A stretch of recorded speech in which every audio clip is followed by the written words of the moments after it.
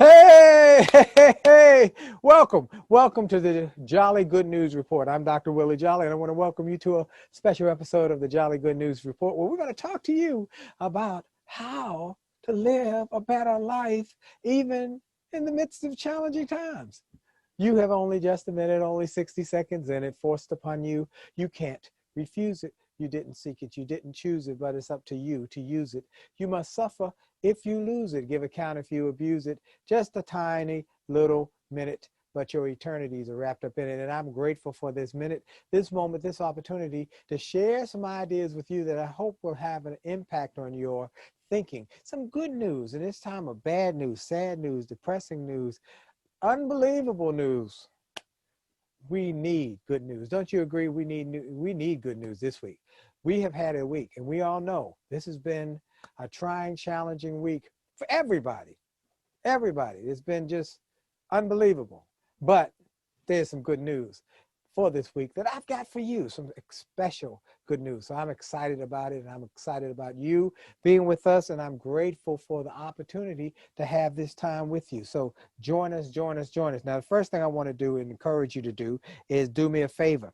I want you to start a watch party. Start a watch party right now, wherever you are, and let's get it on. Let's start a watch party, because see, I want you to tell Lottie, Dottie, and everybody that we're on, that we're here. Dr. Willie Jolley's on, and it is a time for you to let them know. If you care about them, if you're excited about your friends and family members, and you want them to have a little bit of this, what we are sharing, then you start a watch party. Say, join in right now. Come on, everybody. And then I want you, for those who might not be able to watch us now, they can know about us if you will just share it, if you will like it, if you will subscribe to it. So I'm excited about the opportunity to be able to have this moment with you. Look, we always start with a piece from one of my books. My book, A Setback is a Setup for a Comeback. Many of you know I'm on Get Up Mornings every day with Erica Campbell. Get Up Mornings with Erica Campbell every day, every morning at 8:20 Eastern Time, 7:20 Central Time across America.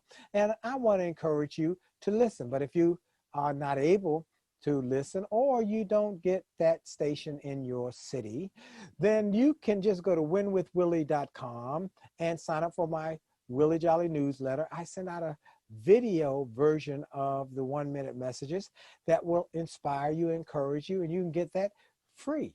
Free, F-R-E-E, nothing better than free. So you can get that free. Go to winwithwillie.com, sign up for the newsletter, you'll get the newsletter. Now, this week we got a lot of responses from one of the messages that I shared this week on the 1-minute messages on radio. I mean, my phone blew up. People called and said, what a great message. It really spoke to me. So I figured I'd share it with you folks, and you know, that you would be able to access it and know about it too. This time of crisis is challenging, but I'm telling all my friends, clients, and those I speak for, I've been doing a lot of Zoom virtual events for companies all over the country and all over the world. Now, I'm telling them that we must not waste a crisis, because history teaches us that we will tend to see crisis situations a number of times in our lifetimes, and what we just got to do is keep living. Therefore, we need to learn lessons from this crisis so we are better able to handle those challenging times that the future holds. We should learn from our past experiences. There's an old tale about a little boy who smelled hot rolls in the kitchen and went to get one and touched the pan, which was still hot. He burned his hand, and from that time on, he refused to touch any more pans, hot or cold, because he was afraid he would burn his hands like he did when he touched the hot pan. He, by making that decision, missed out on a lot of hot, tasty, delicious rolls because of the pain of the past. Therefore, you must realize that you need not let the pains of today and the pains of the past keep you from enjoying the joys of tomorrow. Be open to learn from them. and you'll grow from them. Amen. So, good news story. Every week I try and give you something from the news. Man in Britain was so moved by the work of his friends and family members, even while he was struggling with an illness, and he wanted to bless his wife because she had been saying for years that she wanted her house a different color, but he was diagnosed with this illness and he was unable to do it. But one day he just said, I'm going to start. I'm just going to do it. If nothing else, I'm going to get this done before I leave this planet. And because of his commitment to do good, even in his challenged times and his challenged health, he just took a bucket and some paint and just started. But before he knew it, people were joining in. And people were joining in. And more people were joining in. And before he had an army of people helping him paint this house. They brought paint, they put paintbrushes, they brought rollers, and they painted that house because he started with just a dream to bless his wife even while he was struggling with his health. And I want to say that we want to help people. One of the things I learned this week, I had a great interview this week that is airing on my SiriusXM show today, 4 o'clock, is Marshall Goldsmith, the #1 leadership coach in the world. All the Fortune 500 execs, they get him to speak for them and speak to them and coach them. He said a couple things that I thought would be very helpful to get you through tough times. He said, 1, you must have pragmatic optimism. That means that you must accept what it is, even if you don't like what it is.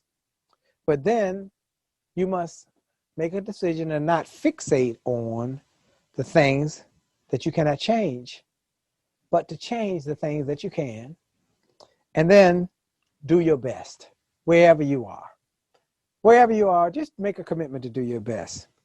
And then he gave a few other thoughts that I really love. He said, you must make the decision, be happy now, wherever you are. That's a decision. Abraham Lincoln said, we're about as happy as we choose to be. And so I want to encourage you just to make a decision. Okay, today, I know there are challenges, I know there are problems, I know there's situations, circumstances, but I choose to be happy. Go take a walk. Say, I'm choosing to take a walk. I'm going to be happy. And the more you speak it, and the more you say it, the more things come that way because you have chosen to be happy. And then take time to be grateful for friends and family and people who you love and they love you. And if you don't have any, find some. Be kind to somebody. Helpful. He said that's usually the result of being generous. Be generous. Be generous. Give, even if you got no money to be generous, give somebody a kind word. Good morning. Hope you're having a great day. Have a great day. Look marvelous today. Be generous with your compliments. Be generous with your love. Be generous with your kindness. And then he said, if you have a dream, go for it. Because nothing is worse than regret. The regret that you get to your old age and you can't have the energy to do what you had hoped to do when you were younger. But when you were younger, you were afraid to do it. He said, if you got a dream, go for it. Go for it now. I love this. Well, listen to that show. You're going to love that show. It's on my SiriusXM channel 141. Today at 4 o'clock. It'll re-air in prime time. We're now in prime time on Tuesdays and Thursdays at 6 p.m. 6 p.m. This is, I'm so excited about it, and I'm excited about the opportunity to be able to share. Now I want to talk about some more programming today, the message today. Last week I told you I was going to talk about how to prosper, how to live a better life. And I hope you're ready. I'm going to give you 3 parts to the first half of this series. It's a series. I want to give you 3 parts to this series, the first 3, and then I'll give you more later. Here we are. How to live a great, prosperous, peaceful, and purposeful life. Well, the first one is you have to understand the power of purpose. Purpose. That you have a purpose. Everybody has a purpose, a reason that they are here. a reason why they were born. You were not born to suck up the air, drink up the water, and eat up the food. That wasn't your purpose. Your purpose is that God brought you here for a reason, something powerful, something impactful. It might just be to raise some kids. That's your purpose. Raise good kids. Your purpose might be to write a book. I don't know what your purpose is, but I want you to find the fact that there is a purpose. And in Jeremiah, the book of Jeremiah, the first verse, the 5th chapter, God said, before you were born, before you were formed in your mother's womb, I knew you. I loved you. I had a reason for you. I was listening one time to a program, Dr. Howard Thurman, the great theologian, educator, who was one of the mentors for Martin Luther King Jr. Dr. Howard Thurman said, it'd be a sad thing that you would live a life so purposeless that God would say, I'm sad that I made them because they did nothing. They didn't do anything with what I gave them. And everybody has some genius. It's not if you are smart, it's how are you smart. Everybody has some. Yeah. Everybody has something that is powerful inside of them. Everybody has a gift of greatness inside of them. But many will not cultivate the seed, will not work on that gift. And so they settle. So I want to encourage you to not settle, but to take advantage of the seed, the gifting that you have within you that will help you grow to the next level. So another one of the points in Jeremiah is in Jeremiah 29th chapter, 11th verse. And here's about the prosper.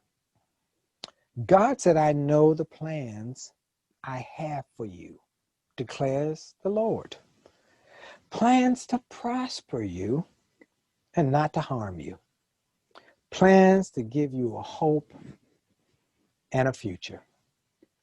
Wow. I want to encourage you to know that God has plans for you. He had it for you. He planned for you. He first loved you before you were even born. And then he has a plan for you, a purpose for you. So you can start working on your plan and asking God, make it clear to me. That's one of the things I did when I got fired from my nightclub job. You know, I was singing in nightclubs, winning awards, and then got fired, replaced by a karaoke machine. And I didn't know what I was going to do. And I said, God, here's what I'm praying. Give me clarity. Give me a vision. Give me a purpose. I need a purpose. I need a reason that is clear. And that's when I found this speaking business, and speaking found me.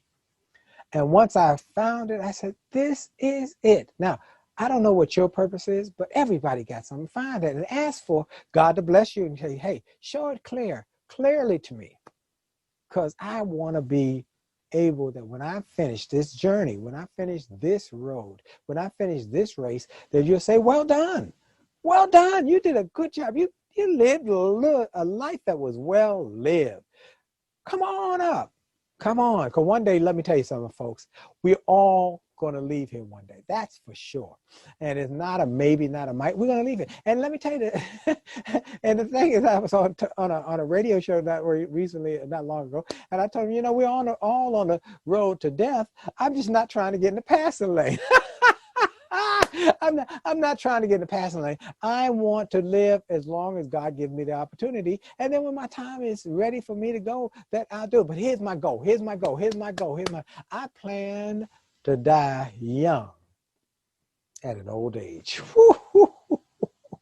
I plan to die young at old age. There was a story I just read in the Wall Street Journal this week about a man who said during the pandemic, one of the things that he's learned to do that gave him peace was to learn mountain biking in mountain trails, up over cliffs, and riding his bike over big humps and down in valleys. He said to learn it at 81 years old.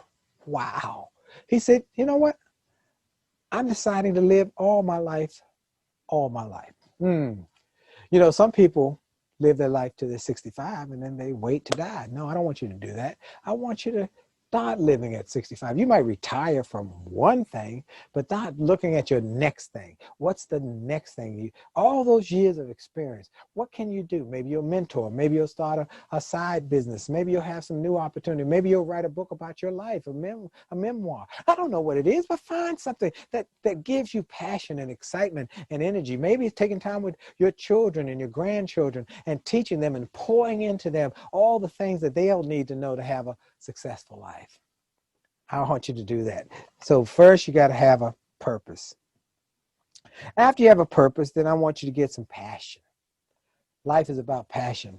I had the honor one day to be traveling, and I went to my seat at the airplane, and who am I sitting next to on the plane but Samuel L. Jackson?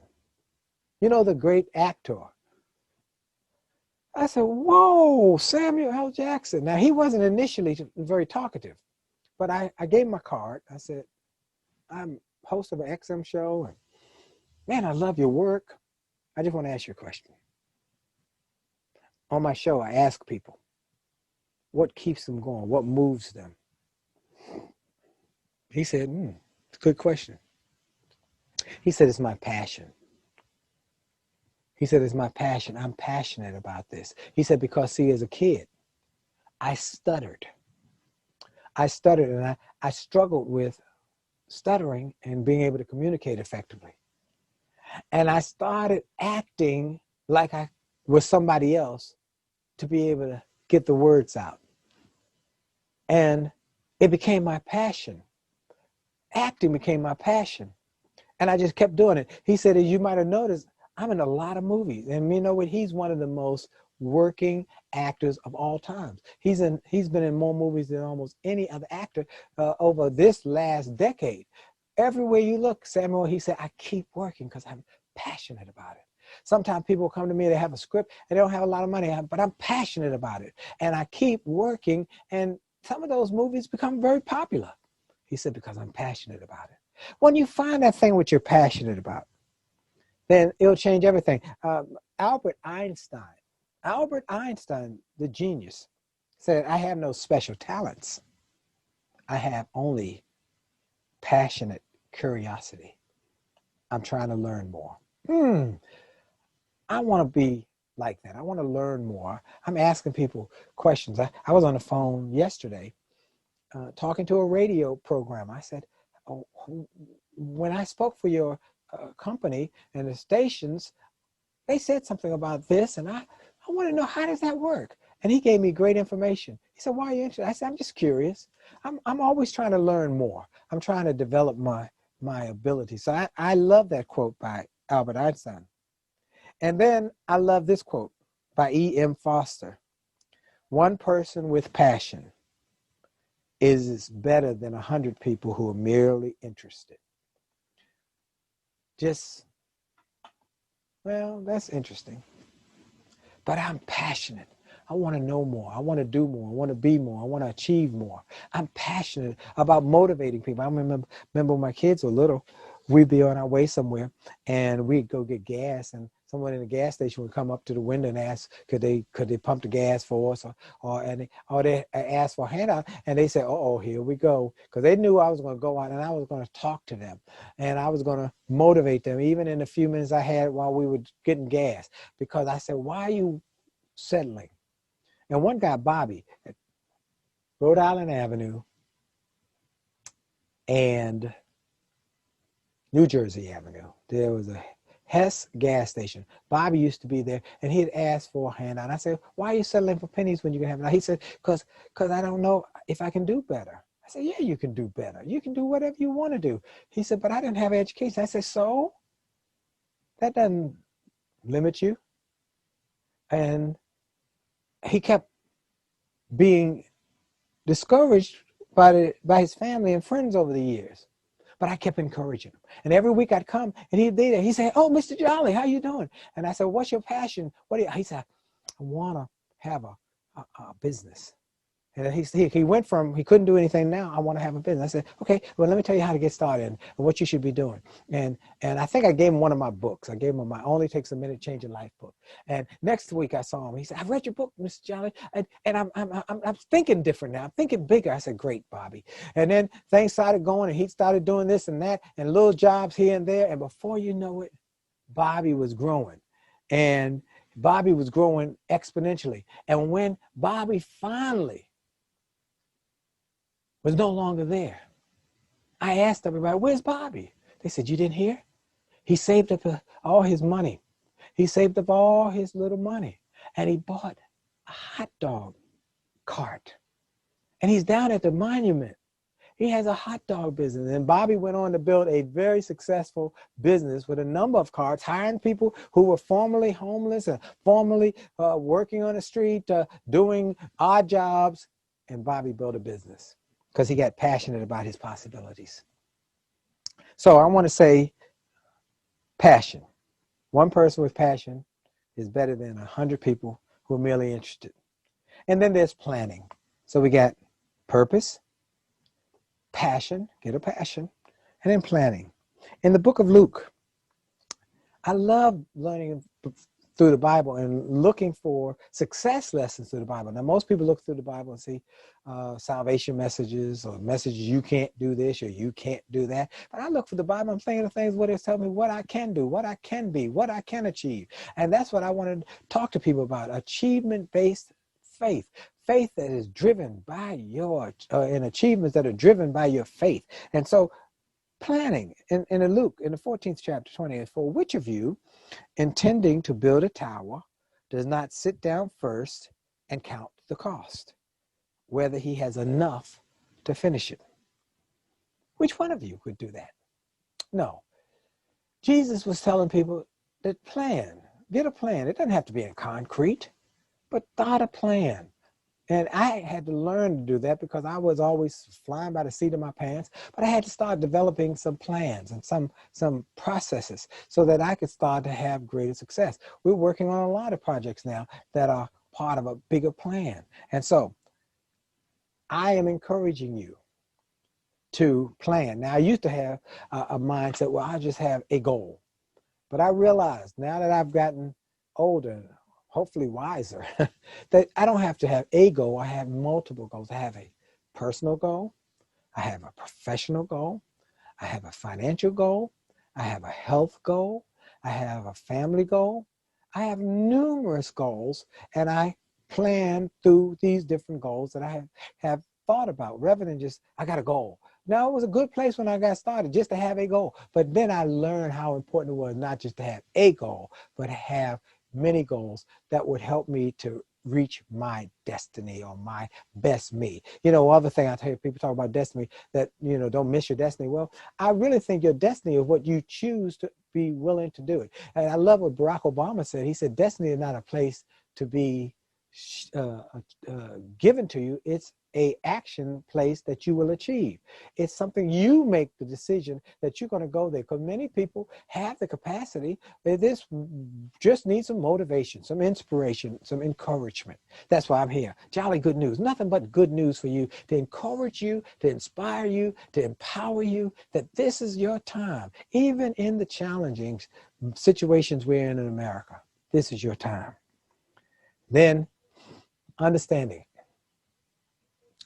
that you have a purpose, a passion, and get a plan. Now, I was talking to one of my mentors this week, Dave Yoho. Dave Yoho, he is 92 years old, works every day, 8 hours a day in his business, #1 home improvement consulting company in America. He's still running it every day in the office. And he called and we had a nice talk. And he said, I'm 92, Willie, and I'm excited about life.